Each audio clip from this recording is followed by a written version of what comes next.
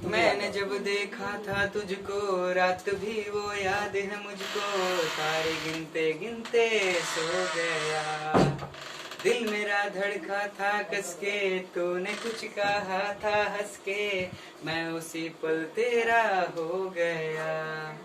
आसमानों पे जो खुदा है उससे मेरी यही दुआ है, चांद ये हर रोज मैं देखूं तेरे साथ ने। हाँ खुट्टी मोहब्बत ने अंगड़ाई ली, दिल का सौदा हुआ चांदनी रात में। ओ मेरी नजरों ने कुछ ऐसा जादू किया, लुट गए हम तो पहली मुलाकात में। नमस्कार दोस्तों, मैं हूं कृष्णा कुमार और आपके साथ आपके सामने एक और नई वीडियो लेकर उपस्थित हुआ हूं, जिसका नाम है सेल्स। यानी कि सेल्स का ही पार्ट है जो है पादप कोशिका एवं जंतु कोशिका। और पादप और जंतु कोशिका के बारे में आज हम लोग जानेंगे।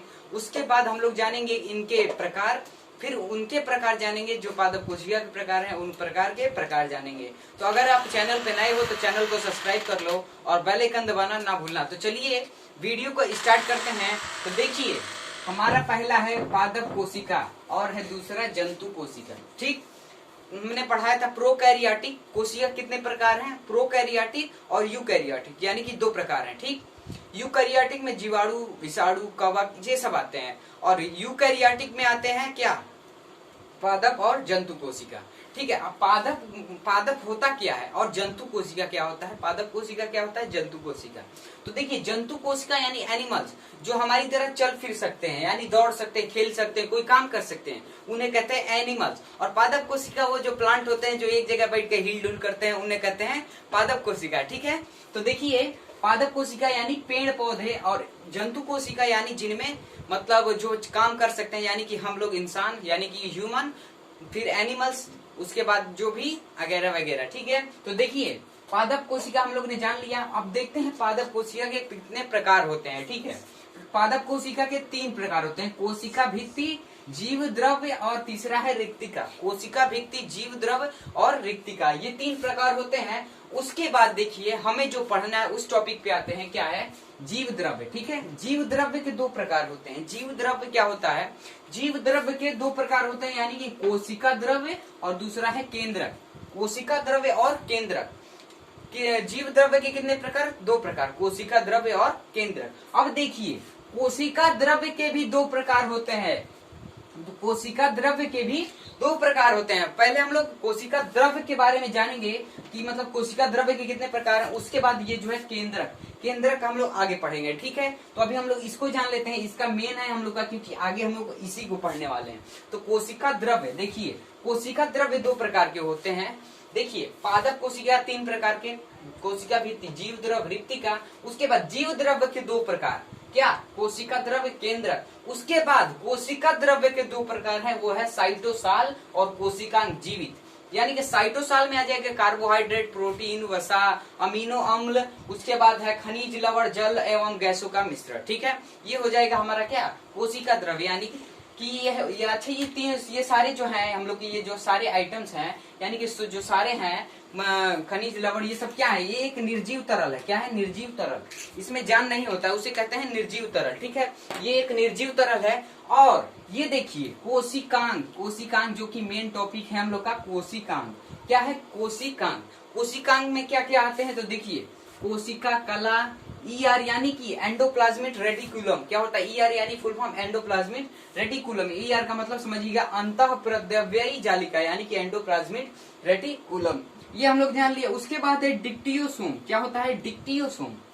ठीक है, अभी डिक्टियोसोम के बारे में कुछ चर्चा होंगी। उसके बाद है हरित लवक। क्या होता है, हरित लवक। उसके बाद है राइबोसोम। उसके बाद है माइटोकॉन्ड्रिया। ये हमारे कोशिकांग के प्रकार हैं, यानी कि कोशिकांग यानी जीवित होते हैं। ये क्या होते हैं, जीवित होते हैं। ये मानिए हम लोग की कि ये इसमें मानिए ये हमारी एक क्या है, कोशिका है, ठीक है। इसमें इसी के अंदर आते हैं कोशिका, ये होती है कोशिका कला। उसके बाद है ईआर, यानी कि ऐसी से क्षण नुमा होती हैं ऐसे करके, ये होती है ईआर यानी अंतःप्रद्रव्ययी जालिका। उसके बाद हरितलवक होता है।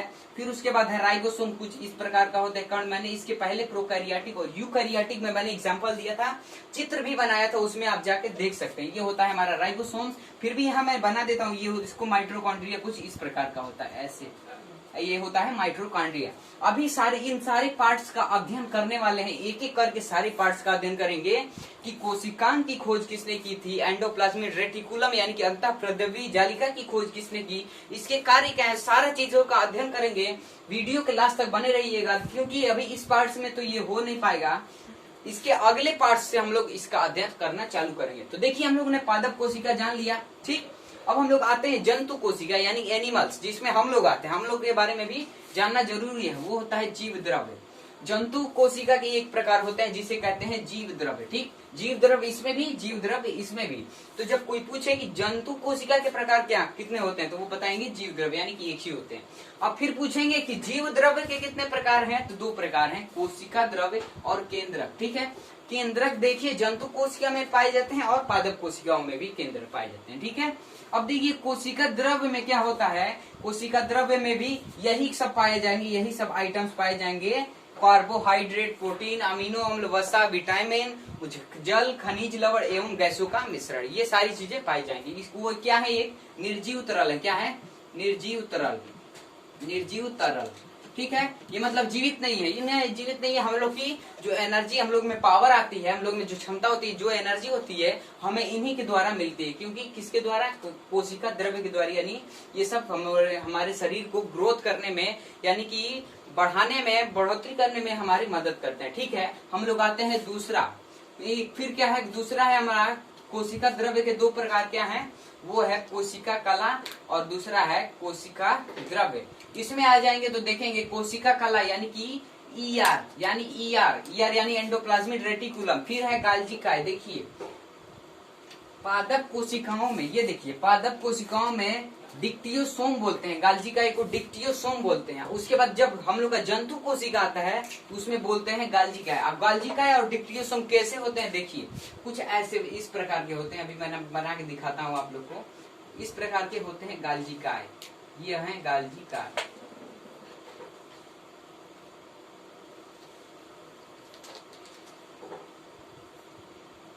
ये देखिए कुछ इस प्रकार के गाल्जिकाय हम लोग होते हैं कोशिका में। ये भी कोशिका के ही पार्ट्स हैं, ये नहीं कोशिका पार्ट्स नहीं है। ये होता है तारकाय, देखिए तारकाय इसमें पाया ही नहीं जाता, पादप कोशिका में तारकाय नहीं पाया जाता, पर जंतु कोशिका में तारकाय पाया जाता है। अगर कोई अंतर पूछे तो ये सब आप अंतर बता सकते हैं पढ़ के, ठीक है। दूसरा है राइबोसोम्स, क्या है दूसरा, तारकाय के बाद दूसरा है राइबोसोम्स, उसके बाद माइटोकॉन्ड्रिया, फिर लाइसोसोम, ठीक है। लाइसोसोम, अभी इन सभी को जानेंगे। अन्य नाम जैसे आपका नाम सोहन हुआ तो आपके घर पे सोहन कुछ और कह के बुलाते होंगे, जैसे मेरा नाम कृष्णा है तो मेरे घर पे किशन नाम से बुलाते हैं। उसी प्रकार इनके भी कुछ नाम है, ये तो रियल नेम है इनका, पर इनके घर पे यानी कि कोशिकांग में क्या कह के बुलाए जाते हैं इन्हें, हम लोग अपनी भाषा में इसको क्या कह के बुलाते हैं। चलिए अभी जानते हैं तुरंत, तब तक वीडियो के लास्ट तक बने रहिएगा। तो देखिए हम लोग आ चुके हैं कोशिकांग एवं अन्य नाम। कोशिका के अंग हैं और उनके अन्य नाम भी है। जिस प्रकार मैंने बताया था मेरा नाम कृष्णा है और घर का नाम जो है किशन, उसी प्रकार कोशिका भित्ति नाम है किसका, कोशिकांग का, उनको नाम से बुलाया जाता है। लेकिन उनके घर का यानी कोशिका में जब रहते हैं तो उनके दूसरे लोग क्या बुलाते हैं, हम लोग अपनी भाषा में क्या बुलाते हैं, तो कोशिका भित्ति को हम लोग बुलाते हैं कोशिका की दीवार, कोशिका भित्ति, ठीक है। कोशिका भित्ति को हम लोग क्या बुलाते हैं, कोशिका की दीवार। अभी हम लोग आगे चलेंगे तो और फिगर के द्वारा हम लोग जानेंगे और सारी फिगर यहाँ ड्रॉ करते हुए चलेंगे और जानेंगे।